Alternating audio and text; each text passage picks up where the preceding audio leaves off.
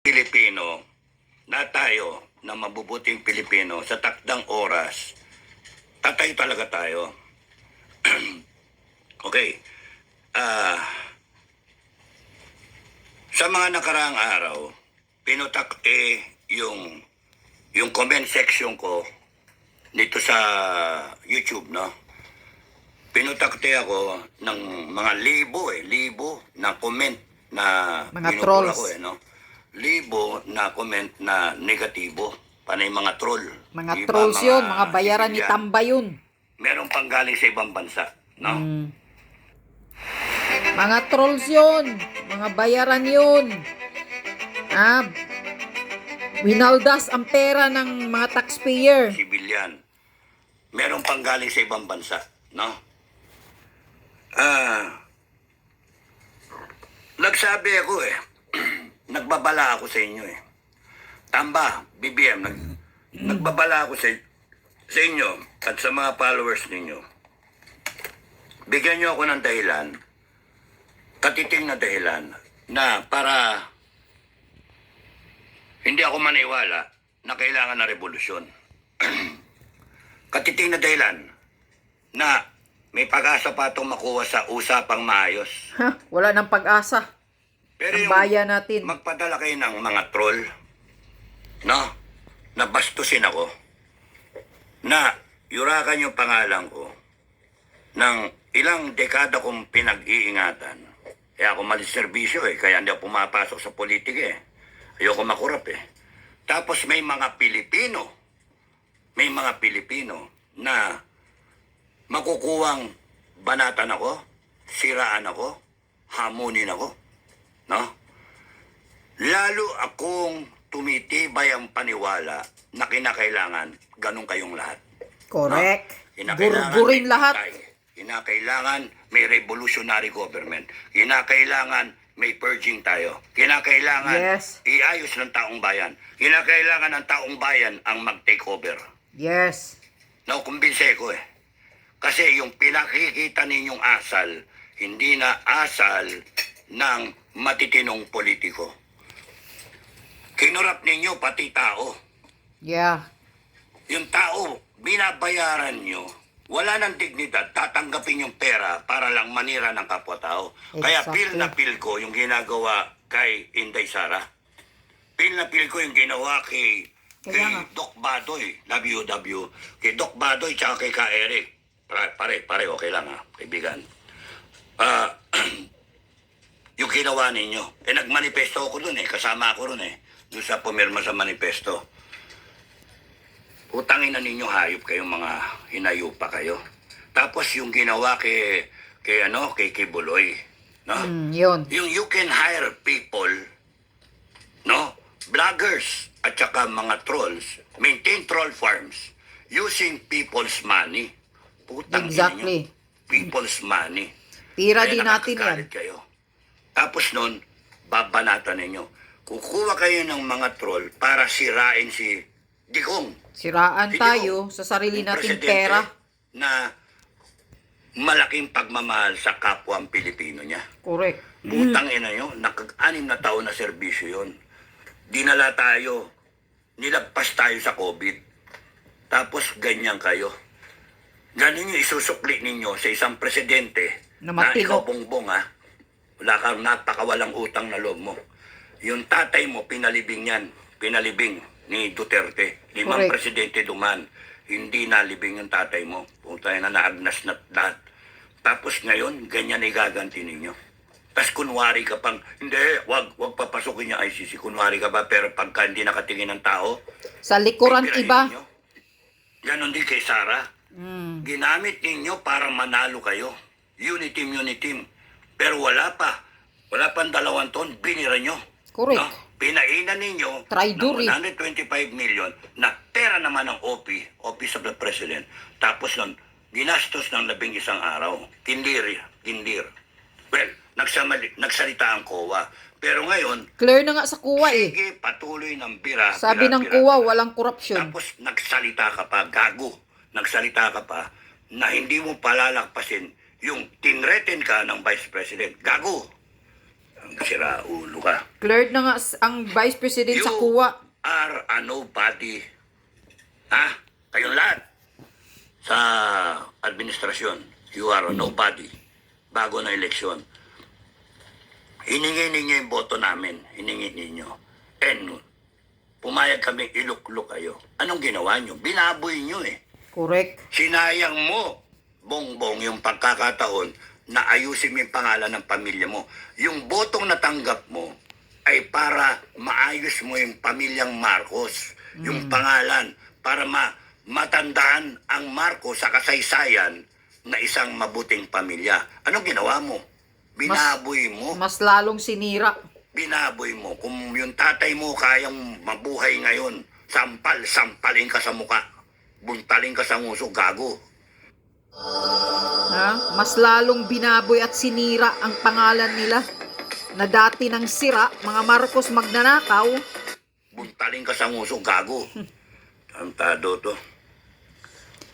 Dati ng sira, ngayon mas lalo niyang dinidiin sa putik ang pangalan nila. Kung isipin nyo, Pinapatunayan niya lang na talagang magnanakaw ang mga Marcos. napakawalang yan itong administrasyon na to. Kaya nga, walang Kaya giyak. tinatanong ko eh, what do you hope to accomplish with rally, one after the other? And then, yung iba, sasabihin, oh, ayan na, maraming tao. Pumunta ibang tao, wala naman tao. Yung ganun ba? What do you hope to accomplish? Kasi nga, hindi ninyo nire-respeto yung kalaban nyo.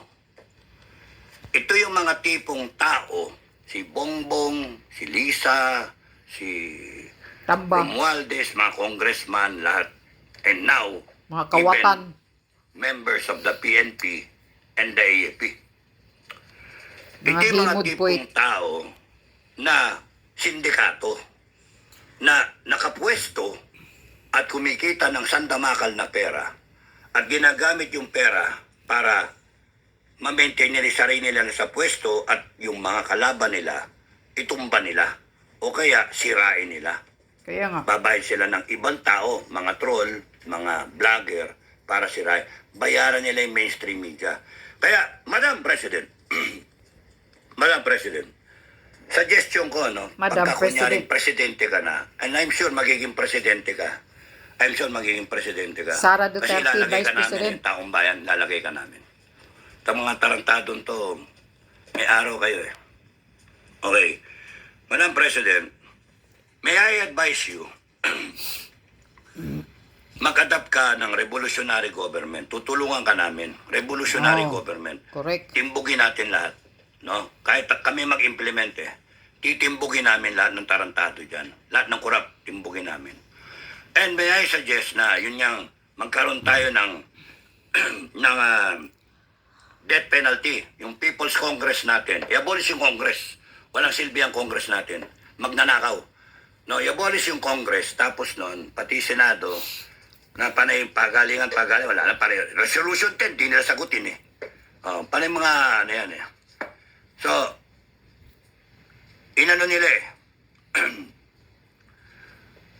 na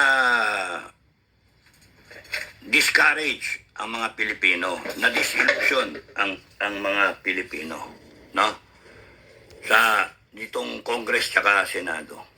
Panay ganong-ganong sila, pero wala namang ginagawa. Panay duwag din, no? Kasi ngayon, umiiral takot, no? Pati kayo, mga kababayan, umiiral sa inyo, takot, no? Kaya nga, yung iba duwag. Pero, huwag kayong matatakot. Huwag kayong natatakot. Kasi the moment na matakot kayo, yan ang gusto nila. Matakot kayo. Correct. Tatakutin kayo talaga. You expect that. Nan yung ginagawa sa akin, tinatakot ako, mga hinayupak. Mga bopol mga bopol. Balikan ko mamaya. Madam President, ang suggestion ko sa iyo, kasama, isaklaw natin sa death penalty, no? Death penalty. Sama natin, droga, di ba? Mga corrupt na politicians, plunder, lahat yan, ano? Yes, lahat yan. Tapos nun, Gurgurin. yung komunista, no? Death Kailangan penalty talaga. yan. Tapos nun, ito, pagka ikaw, nag-maintain ka ng troll farm, na Gorgor din. death penalty ka. Oh. Pagka nag-maintain ka ng troll farm, pagka nagbayad ka ng vlogger, death penalty ka. Nagbayad ka ng vlogger para siraan kapwa vlogger o kaya siraan mo ang isang vice president, siraan mo ang mga tao nagsasalita because mali eh. Tapos nun, kung ikaw vlogger o kaya ikaw troll ka, life imprisonment kayo, no? Napakalinaw.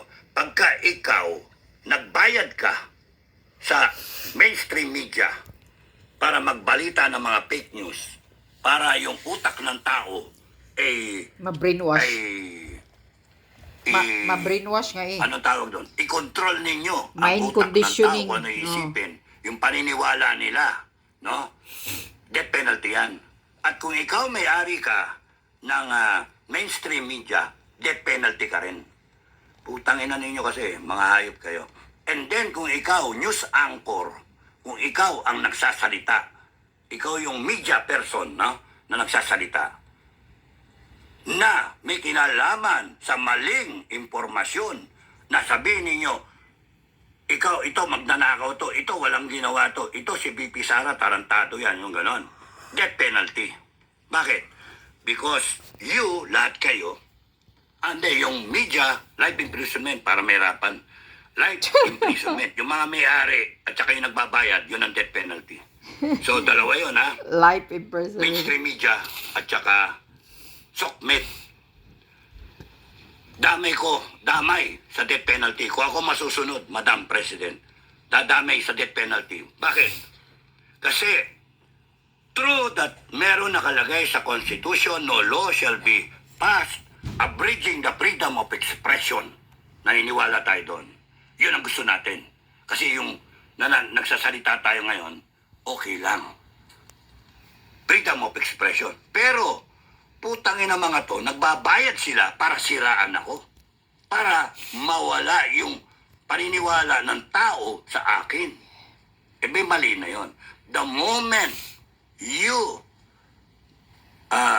take money or you give money na sinurrender mo yung freedom of expression mo in exchange for money or favor or title, position, you become a threat to national security. You become a threat. Tignan ninyo. Ang drive nila ngayon, siraan ng Duterte. Kaya nga. Siraan ng Duterte. Gusto Marami pabagsakin. nang naniniwala. Yung iba nga sinasabi, magnanakaw yung Inday Sara na yan. Oh, kaya nga. Putang Maraming ina, naniniwala mga tanga ng din. mga tao. Yung iba. Kaya sila yung mga loyal, no? Talagang threat to national security. Kasi pagka nagkataon na maraming naniniwala na, tapos si Inday Sara, Kaya nga. tapos na. Panalo sila. Panalo komunista. Uupo sila. Panalo ang kita mga nyo, NPA. maliwanag. It is a threat to national security. When people give in their right to express in favor para magkaroon sila ng pera, nagpabayad sila. Kaya this troll farm, these bloggers, and these trolls, and this mainstream media, dapat yan lahat yan saklaw ng Death People's penalty. Proclamation ng People's Congress Yeah. na hindi pwedeng ginagawa nyo. Saan ka nakakita? Sisiraan ka na sisiraan. But ikaw, you are entitled to due process. Walang ginawa ito, siraan ka na siraan. May pamilya itong mga sinisiraan nila. May pangalan. Tingnan niyo yung ginawa kay Pastor Kibuloy. Putang ina ninyo, hayop kayo. Yan na nga. Isang Merong example na nga yan. congregation yan na KOJC. May pangalan May yan pangalan na si Pastor. iningatan. Tapos Whole nung world. ginawa niyong kriminal, hayop kayo. Yeah. No, Buong hayop mundo kayo. may Ganon si din ang ginawa Pastor. ninyo dun sa kay Atty. Laika. No? Putaragis kayo, hayop kayo. Katino-tino ng tao. Yung ginago ninyo. May pamilya yon. Tapos nun si Inday Sara, may mga anak yan. Na-stress yung mga anak, napapanood nila yung nanay nila na binibira. Si Duterte, no? May mga apo yan. Kaya nga. Kaya nga, sila Doc Badoy, puta ragis kayo. Doc Badoy ka, Eric Late, Trixie, no? Harry Roque, tignan yung ginawa nyo kay Harry Roque. Oo, si Tarantado Harry Roque, kayo. ginigipit din nila. Hayop kayo. Kaya nga, death penalty sa akin. And I will gladly implement it. Putangin na yan. I will gladly implement it. Gusto nyo, sa luneta ko pa, parilin niya lang mga yan eh. Saksakin ko eh. No, Yeah. ay speaking ko na lang sa leg eh. No? Kat kayo, Dapat mga sa publiko, nagtatapang-tapang, gurgurin. kayong mga humahamon sa akin, kayong mahamon sa akin, papatulan ko kayo, magkakaroon kayo ng karapatan, hamunin ako. Kung daanan nyo yung dinaanan ko sa buhay, no? Manap ka ng 5 SWAT. Kung sino man naghahamon, no? Lahat kayo ng maghahamon, maghanap kayo ng 5 SWAT. Kasi yun yung dinaanan ko eh. Fully arm, kargado, side arm, tsaka long arm. No? Kargado. Oh. Hamunin mo ng barilan. Hamunin nyo ng barilan. Wala kang baril. At pagka ikaw nabuhay doon, nang walang nangyari sa'yo, abe, pwede. Makipaglabanan ka. Enkwentro ka sa NPA. Magsundalo muna kayo. Makipagkwentro ka sa NPA. Nagbabarilan na ganyan. Alam mong hindi napuputok yung baril mo. Hindi napuputok kasi nakita mo eh. Hindi nag-extract yung bale. No?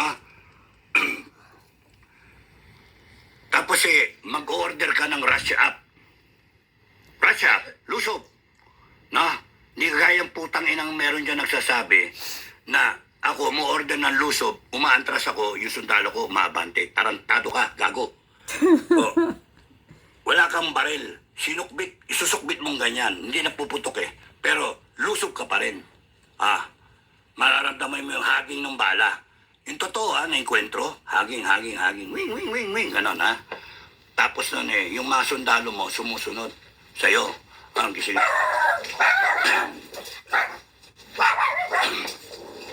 So, yun, pagka nalakpasan mo nyo, pwede. Tumalong ka sa aeroplano. No? Grabe ah. Gibain mo yung parachute mo. Yung parachute mo, ayan, tumalong ka sa aeroplano, may parachute ka, di ba? Alam ka naman, maganda, sige, tumalong kayo sa aeroplano, walang parachute. Sige, subukan nyo. Tignan ko kung anong resulta, no? Ako, requirement ko lang, tumalong ka sa aeroplano, may parachute ka. Pero yung parachute mo, gibain mo, May mawala butas. yan.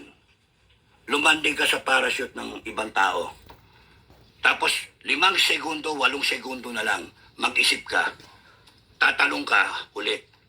Ang pag-asa mo, bunutin mo yung reserba mo, or yung parachute mo, asahan mong bubuka. Pero yung reserba mo, 5 segundo bago bubunga. No? 5 segundo. 8 segundo na lang pinag-uusapan. So, kinakailangan matuloy yung desisyon mo. Ako naging desisyon ko, wag ako magreserba kasi alanganin eh. So, yung parachute ko, ang ginanong ko, bumuka. Pero, parang ang tuling kong bumagsak sa lupa. Buti na lang desyerto. Kaya, subukan nyo yun. Pag kayo, hindi kayo nabalian, swerte nyo. Hanip kayo, bukan mo makipagtutukan sa polis. Magpagtutukan ka sa polis. Tapos nun ang labas magiinuman kayo pagkatapos. Na? Ganon din yung hinamon na 5 pulis. Inuman kayo pagkatapos. Ibig sabihin, ang galing mo. Ang galing mong bumoka. Ang galing mong control yung sitwasyon. Ang galing nyo, magamong kayo. Marami pa eh. Pero ito na lang. Buko challenge na lang. No? Umanap kayo ng buko na 30 pie, 30 puter na buko. Nyug. 30 puter hanggang 40 puter. Mag-live kayo. Ang haba naman. Na? Mag-live kayo. Doon kayo sa ilalim ng puno ng buko. Tapos magmingi kayo, live, naka-live kayo, meron sumusungkit ng buko. Buko hindi niyog. Buko. Kasi yung buko, mas solid yun. Magaan na niyog eh. Yung buko, yung mala Bata salad, pa. no? Yung ganung buko. Hindi yung mala uhog. Yung Mabigat mala uhog yan. kasi pagkatamaan yung ulo mo, basag yun eh. Ha? Doon ka sa ilalim. Kung imagine niyo mga 3 stories na 4 stories na building, 30 feet to 40 Wow.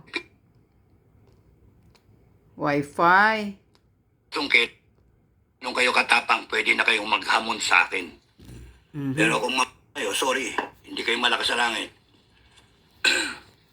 Ayun na ha. Ayop kayo, nalakas ang loob ninyo. Yung mga naghahamon sa akin, mag-sorry na lang kayo. Mag-sorry na lang kayo o kaya i-take down nyo yung mga sinabi ninyo. Kasi kung mabagal yung mga tao ko, hindi makakapture yung mga pinagsasabi ninyo, hindi makukuha. Pero merong magagaling eh. Hinahanap na kayo eh. Madadamay pati pamilya nyo. Ha? Da. Ang lalakas ang loob nyo. Yes, Tangina that's nyo, good. ayop kayo. Dadamay lahat. Nagtatapang-tapangan kasi kayo. Bayad kayo. Yun yung problema nyo, bayad kayo. Ako hindi bayad. No? Tao ako na May prinsipyo. yung sinasabi ko galing sa puso. Kayo, yung sinasabi nyo, Galing sa pera. sa pera. Oh, Kaya, correct. wala kayong kwentang tao. At yung mga kagaya ninyo, ang uubusin namin.